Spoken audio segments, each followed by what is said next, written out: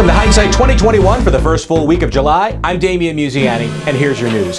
Leading off, President Joe Biden wrapped up the 4th of July weekend by patting himself on the back for his economic recovery plan. He tweeted out that your backyard barbecues now cost 16 cents less than they did a year ago. Wow, stop the presses. Granted, 16 cents went a long way when Joe went to college during the Civil War, but he failed to note that driving to the supermarket to buy them is actually way more expensive, with gas prices up over 42%, as pointed out by New York Congresswoman Elise Stefanik. Biden also seemed interested in saving his breath, too, when a White House press reporter asked for a comment on U.S. troops coming home from a nearly 20-year occupation of Bagram Airfield in Afghanistan. He had this to say. I want to talk about happy things, man. I'm not going to answer any more questions on Afghanistan. Look, it's 4th of July. This is a holiday weekend. I'm going to celebrate it. There's great things happening. Yeah, like cheese is 4 cents less now. Who wants to talk about war and rebellion and starting a country off fresh? That has just nothing to do with what the 4th of July is all about, right, Joe?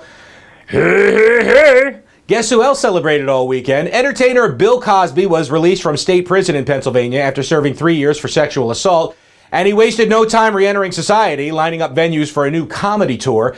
Hindsight has also learned that Cosby rented out an entire hotel to throw a big roofy-top pool party, complete with jiggly Jell-O Quaalude shots, circumcised pudding pops, and plenty of Coke to wash it all down. And how about this for sickness? Hoffman LaRoche, the makers of Rohypnol, just reported an all-time high stock value. That's enough to make anyone black out. Yet this new trauma for the 60 or so Cosby accusers that we know of, and undoubtedly many more, would most definitely be happening soon regardless. Cosby was just up for parole 5 weeks ago, and had he participated in rehab programs while incarcerated, he most likely would have been a free man already.